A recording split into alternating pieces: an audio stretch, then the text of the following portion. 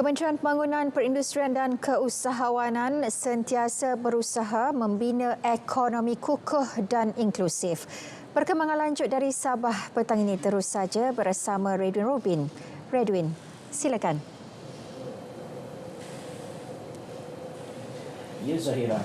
Kementerian Pembangunan Perindustrian dan Keusahawanan (MEIDIS) sentiasa berusaha membina ekonomi yang kukuh dan juga inklusif. Ia dilaksana dengan menyokong pembangunan industri, latihan dan keusahawanan luar bandar.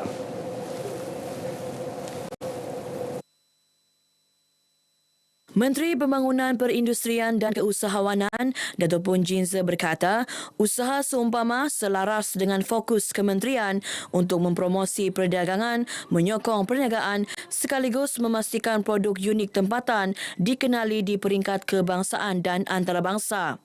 Beliau berkata demikian ketika berucap dalam majlis pelancaran Imago Christmas A Joyful Celebration and Malaysia Year End Sale di Kota Kinabalu. Dato' Poon juga berkata sektor peruncitan kini merupakan antara pemacu dinamik yang penting kepada pertumbuhan ekonomi Sabah. Sektor berkenaan turut memainkan peranan besar dalam merangsang perdagangan domestik dan antarabangsa.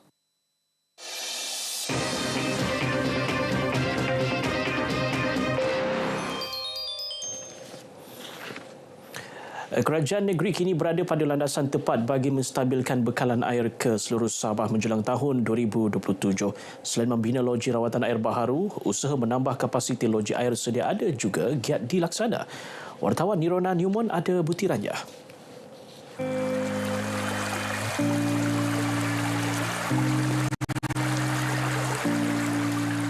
Ketika ini, terdapat 90 buah loji rawatan air LRA di seluruh negeri. Ia mampu menghasilkan lebih 1,615 juta liter air sehari JLH dengan pengeluaran semasa berjumlah 1,465 JLH. Manakala anggaran air diperlukan penduduk Sabah ketika ini pula berjumlah 1,600 JLH. Usaha yang giat dilaksana ketika ini akan menghasilkan tambahan pengeluaran air sebanyak 173 JLH menjelang tahun 2027.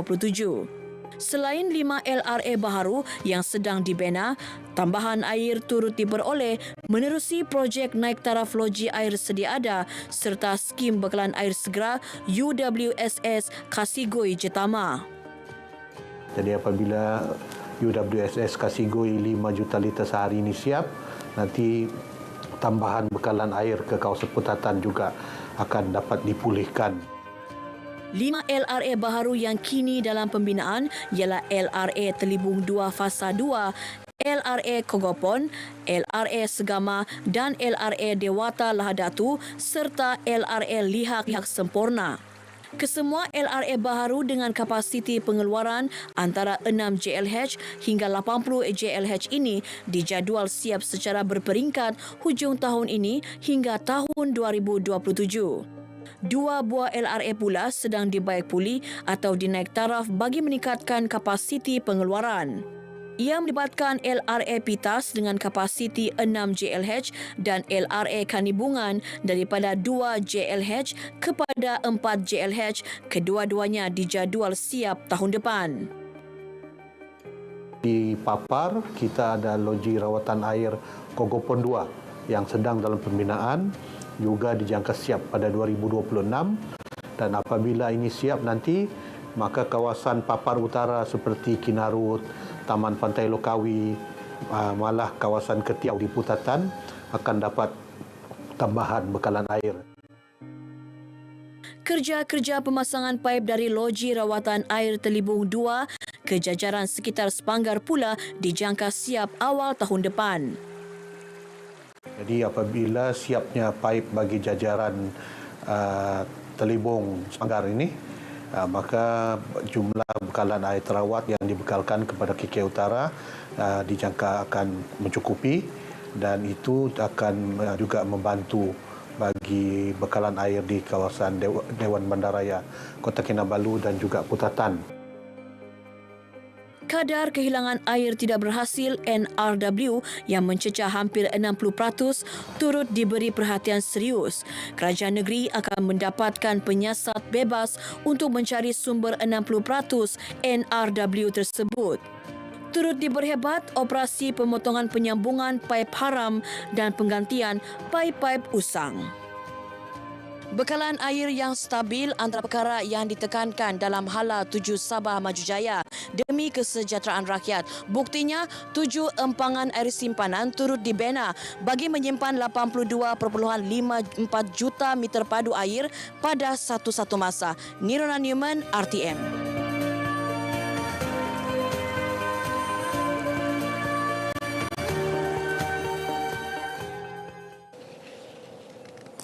Penyelenggaraan sungai api-api di Kampung Tamalang, Along Bukau, Beaufort diteruskan sebagai usaha mengurangkan risiko bencana banjir dalam kawasan Dun Lumadan.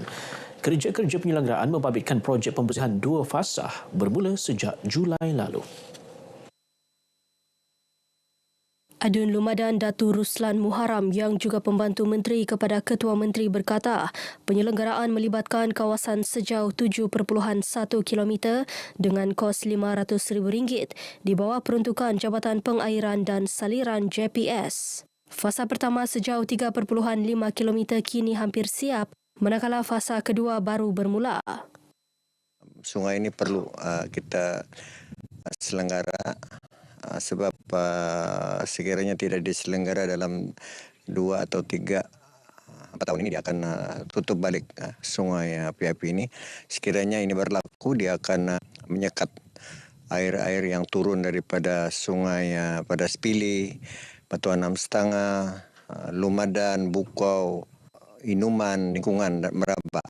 Jadi ini adalah salah satu saluran sungai api-api ini adalah untuk terus turun ke sungai Westin dan ke dasar laut. Beliau ditemui media ketika Polis terhadap The Sarawak Report berhubung 2 artikel berkaitan kayu di Sabah yang diterbitkan di laman web itu. Ketua Konservator Hutan, Datuk Frederick Kogan dalam satu kenyataan berkata, Sarawak Report secara silap memetik kenyataan akhbar yang dikeluarkan jabatan berkenaan. Dakwaan itu adalah satu tindakan tidak bertanggungjawab yang dilakukan dengan niat jahat. Pada artikel pertama, dakwaan bahawa kayu dibuang tanpa bayaran sewajarnya adalah tidak betul. Dato' Frederick menjelaskan, JPS telah mengutip royalti daripada perahan pokok akasia mengikut Peraturan Hutan 1969. Mengenai isu wabak penyakit kayu Ceratocystis, beliau berkata, JPS sedang mengambil langkah dengan penyelarasan Yayasan Sabah untuk membendung dan menghapuskan ancaman penyakit itu. Isu tersebut telah dibangkitkan dan dibincangkan dalam persidangan Dewan Undangan Negeri baru-baru ini. Kecermelangan pelajar Universiti Malaysia Sabah UMS dalam pengajian membuktikan tahap dan kualiti pendidikan yang ditawarkan adalah terbaik.